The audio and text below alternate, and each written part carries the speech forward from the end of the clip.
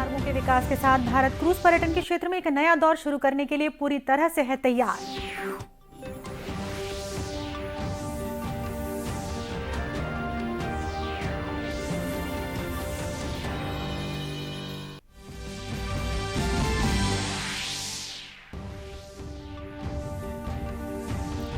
केंद्र सरकार ने कहा कि सतत जलमार्गों के विकास के साथ भारत क्रूज पर्यटन के क्षेत्र में एक नया दौर शुरू करने के लिए पूरी तरह से है तैयार।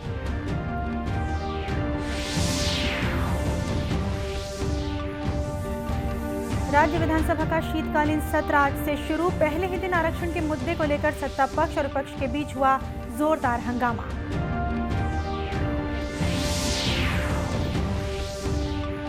नारायणपुर जिले में एक धर्म विशेष समुदाय के धार्मिक स्थल पर कथित रूप से तोड़फोड़ की कोशिश को लेकर हुए पथराव में पुलिस अधीक्षक घायल।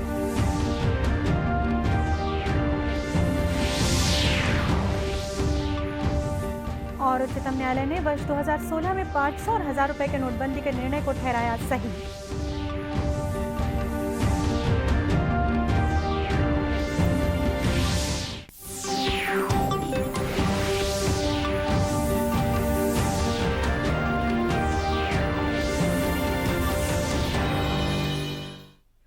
नमस्कार, आप देख रहे हैं दूरदर्शन समाचार।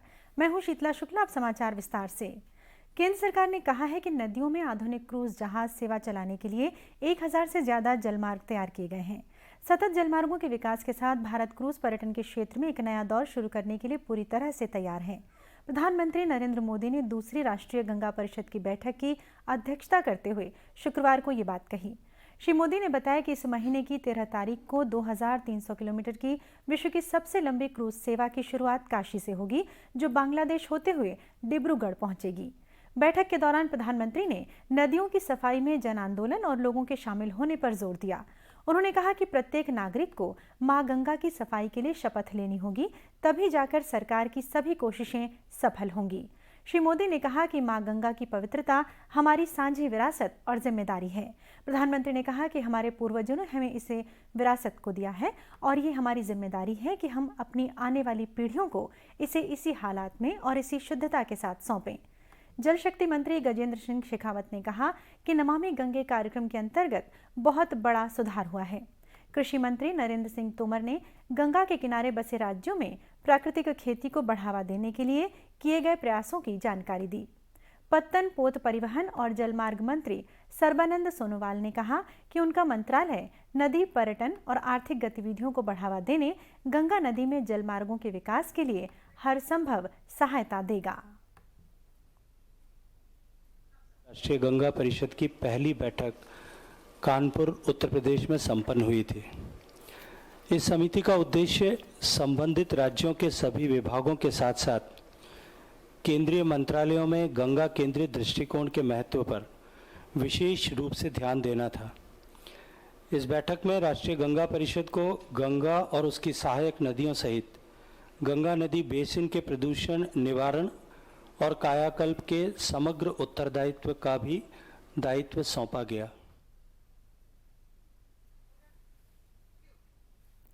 बैठक से पहले प्रधानमंत्री ने नमामि गंगे और पेयजल स्वच्छता की कई परियोजनाओं की आधारशिला रखी और राष्ट्र को समर्पित किया। राज्य विधानसभा के शीतकालीन सत्र का आज पहला ही दिन काफी हंगामेदार रहा। आरक्षण के मुद्दे को लेकर सत्ता पक्ष और विपक्ष के सदस्यों ने एक दूसरे पर आरोप प्रत्यारोप करते हुए नारेबाजी की। शोर शराबे के कारण 2 बार सदन की कार्यवाही स्थगित करनी पड़ी।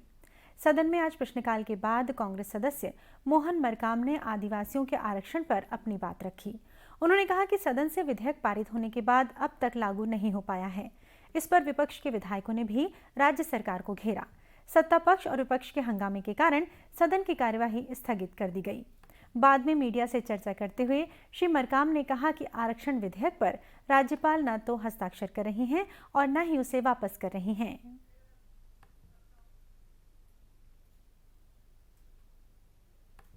देखिए, जो प्रक्रिया है, जब सदन में कोई पास हो जाता है, विधेयक पास हो जाता है, तो उस पे सर जो राजभवन का है उसको हस्ताक्षर करना।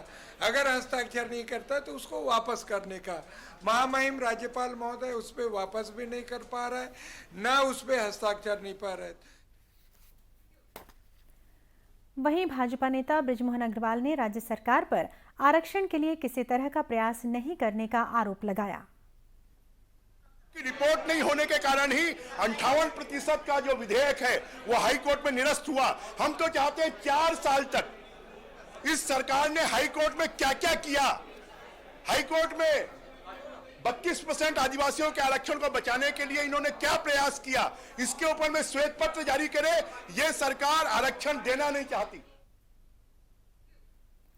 इसके अलावा टेंडर निरस्त करने के मुद्दे को लेकर विपक्ष ने आज सदन से बहिर्गमन भी किया।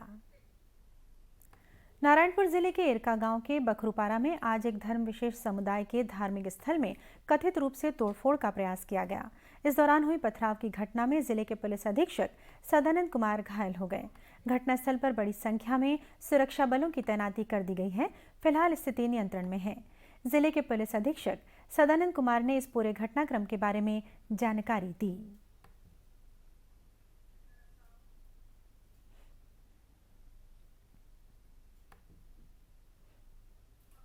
आज आदिवासी समाज के द्वारा एक मीटिंग रखी गई थी, जिसमें उनके जो लीडर्स थे उनसे कलेक्टर साहब और मेरे द्वारा कलेक्टर साहब के चैम्बर में उनको बुला करके बातचीत भी की गई थी कि आप लोग अपना शांतिपूर्वक उसको रखें। तभी जो है कुछ लोग जो है नेतृत्व विहीन होकर के चर्च के ऊपर हमला करने के लिए चले गए थे। तो वहाँ पुलिस बल के साथ मैं भी वहाँ पहुँचा और समझाने की कोशिश कर रहे थे और वहाँ पे कोशिश कर रहे थे। तभी जो है सब मान भी गए थे। इसके बाद तो निकल और पीछे से किसी ने मेरे ऊपर जो है हमला किया, जिसमें चोटिल हो गया। दूसरी ओर स्थानीय आदिवासी समुदाय के लोगों ने आरोप लगाया कि किसी धर्म विशेष के लोग उन पर बीते कई दिनों से धर्मांतरण के लिए दबाव बना रहे हैं। इसी के विरोध में ग्रामीण एक स्थान पर जुटे थे और इस दौरान उनके साथ मारपीट की गई। और अब लेते हैं एक छोटा सा ब्रेक।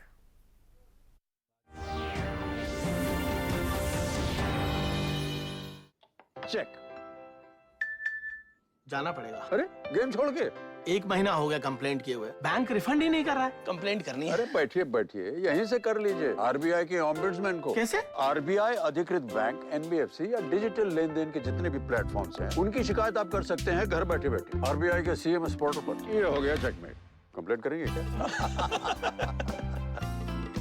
आरबीआई कहता है जानकार बनिए, सतर्क रहिए।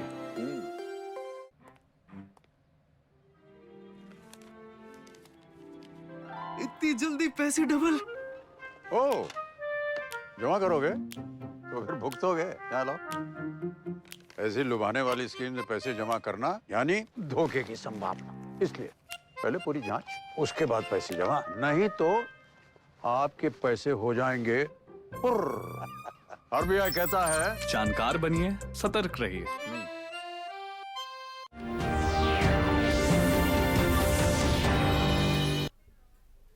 ब्रेक के बाद एक बार फिर स्वागत है आपका दूरदर्शन समाचार में।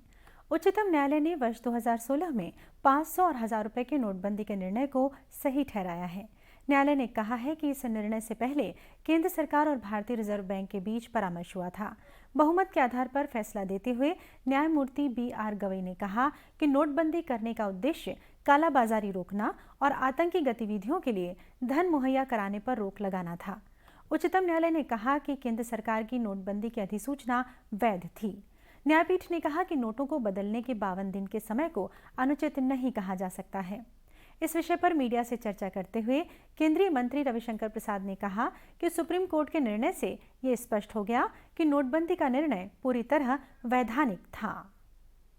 नीति टेरर फंडिंग, फेक करेंसी को रोकने के लिए और आपके money laundering etcetera, black marketing को रोकने के लिए की गई थी और ये उद्देश्य सही है और गवर्नमेंट ये पॉलिसी डिसीजन ले सकती है, उसको लेने का अधिकार है।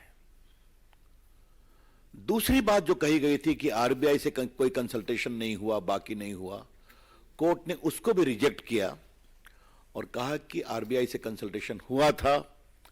स्वयं आरबीआई ने कोर्ट के सामने अपने वकील के द्वारा हुआ कि एक कंसल्टेशन हुआ था और कोर्ट ने यह भी कहा कि reserve bank of India act के सेक्शन 26(2) में का भी कोई वायलेशन नहीं है।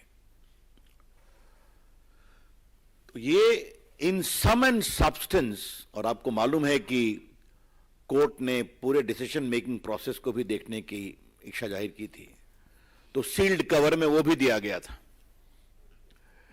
इसका मतलब यह हुआ कि कोर्ट ने पूरे डिसीजन मेकिंग प्रोसेस को सही पाया।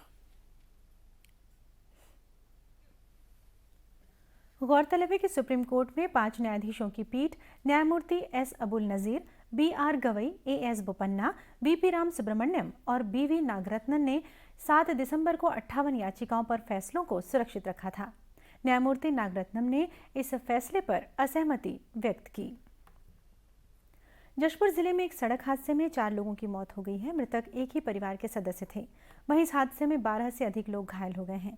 पुलिस के अनुसार एक ही परिवार के कुछ लोग नववर्ष के पहले दिन कल पिकनिक मनाकर लौट रहे थे। इस बीच नारायणपुर थाना क्षेत्र के बानीघाट के पास उनका वाहन अनियंत्रित होकर दुर्घटनाग्रस्त हो गया। अंतर्राष्ट्रीय मोटा अनाज वर्ष 2023 केंद्रीय मंत्रालयों, राज्य सरकारों और भारतीय दूतावासों की केंद्रित गतिविधियों के साथ शुरू हो गया है। प्रधानमंत्री नरेंद्र मोदी की पहल और भारत सरकार के प्रस्ताव पर संयुक्त राष्ट्र ने वर्ष 2023 को अंतर्राष्ट्रीय मोटा अनाज वर्ष घोषित किया है। ये टिकाऊ कृषि में मोटे अनाज के स्मार्ट सुपरफूड के रूप में इसके लाभों के बारे में जागरूकता पैदा करने में मदद करेगा। ये भारत के साथ साथ विश्व स्तर पर उत्साह के साथ मनाया जाएगा। मोटा अनाज G20 देशों की बैठकों का भी एक अभिन्न हिस्सा है और इसके प्रतिनिधियों को इसका स्वाद लेने, किसानों से मिलने और स्टार्टअप और किसान उत्पादक संगठनों के साथ संवाद सत्रों के जरिए मोटा अनाज का अनुभव मिलेगा। ICAR कृषि शिक्षा के उप महानिदेशक डॉक्टर RC अग्रवाल ने बताया कि केंद्रीय मंत्रालयों, राज्यों और भारतीय दूतावासों ने मोटा अनाज के अंतर्राष्ट्रीय वर्ष को बढ़ावा देने के लिए वर्ष 2023 में एक केंद्रित महीना आवंटित किया है।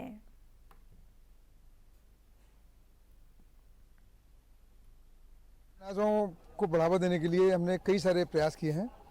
अभी जैसे हमारे माननीय प्रधानमंत्री जी भी कहते हैं कि आपको प्राकृतिक खेती की बात करते हैं, और प्राकृतिक खेती में अगर आप देखें तो सबसे ज़्यादा जोर जो है वो हम मोटे अनाज पर ही देते हैं, क्योंकि मोटे अनाज कम पानी में, कम लागत में आपको पैदावार देते हैं। बस आपको ये कोशिश करनी है। हमारे जो कोर्सेज चलते हैं फूड टेक्नोलॉजी के, सभी विश्वविद्यालयों में, हमारे कृषि विश्वविद्यालय में इसके फूड टेक्नोलॉजी के कोर्सेज चलते हैं, जहाँ पर बच्चे जो हमारा एक्सपीरियंशियल लर्निंग का कोर्स है उसमें कोशिश कर रहे हैं कि मिलेट बेस्ड किस तरह से नए नए प्रोडक्ट्स बनाए जाएं, और जब वो प्रोडक्ट्स ज़्यादा बनेंगे और हम लोग उसको अपने खाने में उतारेंगे तो इसकी डिमांड बढ़ेगी, किसान भी प्रोत्साहित होंगे और शिक्षा में जो बच्चे हमारे काम कर रहे हैं उनको भी प्रोत्साहन मिलेगा कि वो मिलेट बेस्ड प्रोडक्ट्स बहुत सारे बनाएं।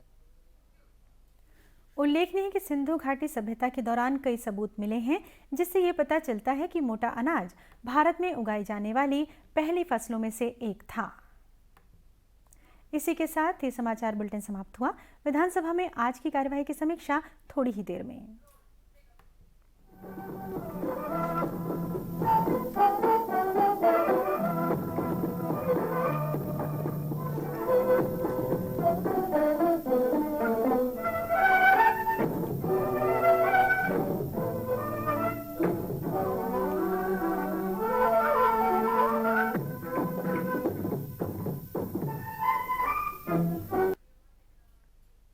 राज्य विधानसभा का 5 दिवसीय शीतकालीन सत्र आज से शुरू हो गया है। सत्र के पहले दिन ही आरक्षण को लेकर जमकर हंगामा हुआ। इसके चलते 2 बार विधानसभा की कार्यवाही स्थगित की गई।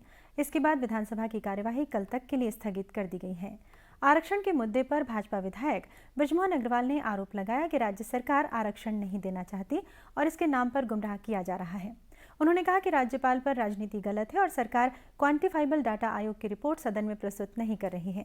आरक्षण विधेयक पर सदन का माहौल गर्माता देख विधानसभा अध्यक्ष डॉक्टर चरणदास महंत ने कहा कि राज्यपाल का पद संवैधानिक है, राज्यपाल के प्रति अमर्यादित टिप्पणी ना हो, इस बात का ध्यान रखें। मंत्री शिव डहरिया ने कहा कि अपमान जैसी बात नहीं है, कहीं कोई अपमान नहीं कर रहा है, अधिकार की मांग की जा रही है।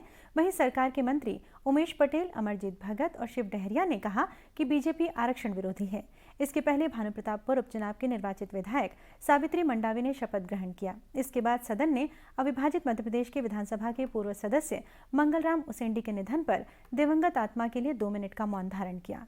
प्रश्नकाल में नेता प्रतिपक्ष नारायण चंदेल ने जल जीवन मिशन को लेकर 100 करोड़ रुपए के घोटाले का आरोप लगाया। भाजपा विधायक कृष्णमूर्ति बांधी ने जल जीवन मिशन के टेंडर प्रक्रिया को लेकर सवाल उठाया। विभागीय मंत्री गुरु रुद्रकुमार ने जवाब में आरोपों का खंडन करते हुए कहा कि नियमों के खिलाफ टेंडर जारी नहीं किए गए थे। मंत्री के जवाब से असंतुष्ट होकर भाजपा विधायकों ने सदन से वॉकआउट किया। एक अन्य प्रश्न पर कांग्रेस विधायक कुलदीप जुनेजा ने सीमेंट फैक्ट्रियों के द्वारा ग्रीन बेल्ट की स्थापना का मामला उठाया। विपक्ष ने भी कांग्रेस विधायक का साथ दिया। विधायकों की समिति से जांच की मांग को लेकर सदन में हंगामा किया। वन मंत्री ने बताया कि किसी प्रकार की शिकायत नहीं आई है। मंत्री गुरु रुद्रकुमार ने कहा कि वहां फिर से सर्वे कराया जाएगा। इसी के साथ विधानसभा समीक्षा संपन्न हुई। नमस्कार।